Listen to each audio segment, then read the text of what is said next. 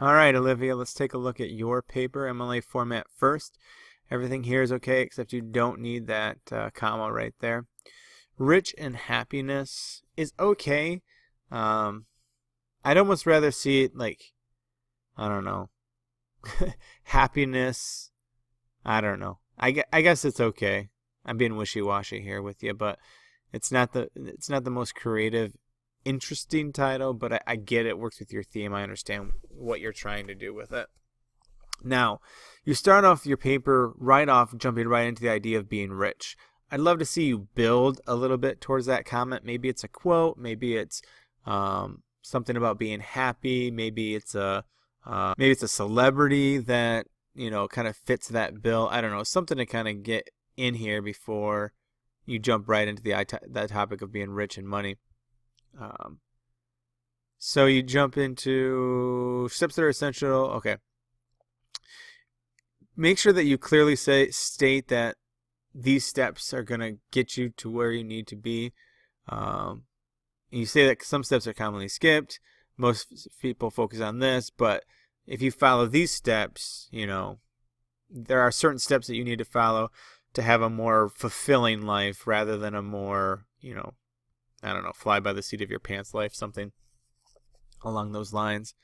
So you have all these steps that will lead you to happiness, which will allow you to be rich in life. So right now I think happiness is your theme, so hopefully you use that, throughout. I can already tell you, I look down further, you're already short on space. And just looking at these paragraphs, I know there's some stuff that you can add in. I think every single paragraph, Olivia, you can add 2 or 3 sentences at least and be good. The good thing, and really I can probably make a comment about one body paragraph and it's going to relate to all of them.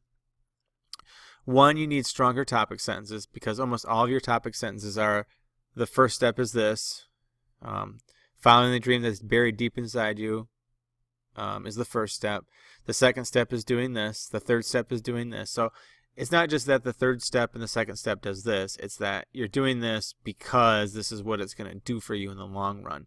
Now, almost every body paragraph, maybe everyone, yeah, you have outside sources, which is great. You have outside sources. They're used properly. They're cited properly, which is awesome.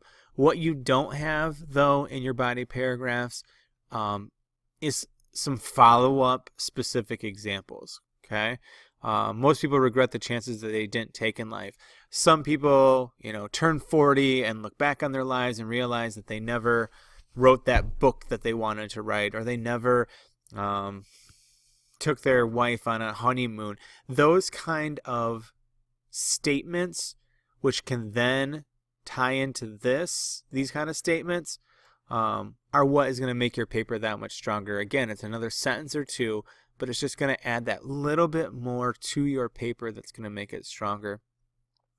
You have great transitions all throughout your paper, but that really is, without question, is really the thing that all of your body paragraphs lack. And you need a stronger topic sentence, and you need another sentence or two to really increase the originality and the voice to your paper overall.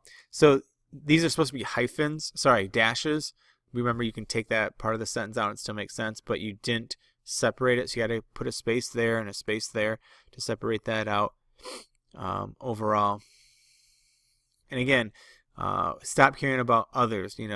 When you have that person at work that is constantly nagging you, whatever, you need to be able to block her out. Like, give some advice on how to really do this. Remember, it's a process analysis, so you're giving these steps to complete these tasks. So keep going over that. So the third step is about money. Again, what should we do to save money? What should we invest in? How should we invest it? How much of our paycheck should we invest? That's the kind of stuff that you want to see, because when you give just this vague advice, it comes across as that anybody could have done it, which I don't want. When you get to college, I don't want a professor reading your paper and go, oh, anybody could have written that one. I want them to go, wow, what great examples, and they're original and detailed, and it sets you apart from everyone else. Your final step is serving others, which you bring up a quote from the Bible, which is great.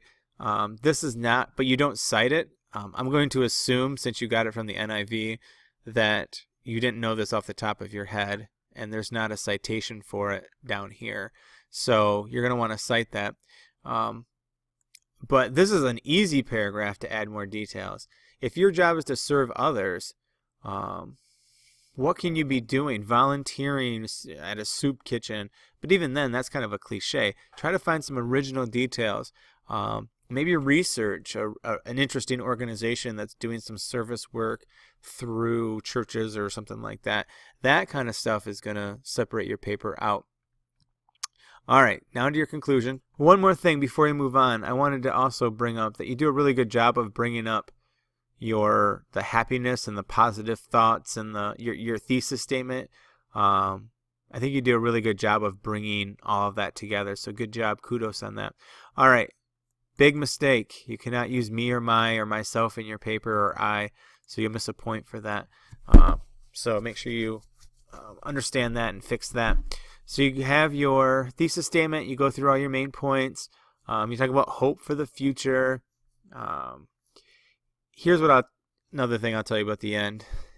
It's not bad, but it's also maybe a little bit of a cliche, maybe a little bit of a, I don't know, belongs on a motivational poster. I don't know. It rubs me the wrong way as far as being really original and interesting.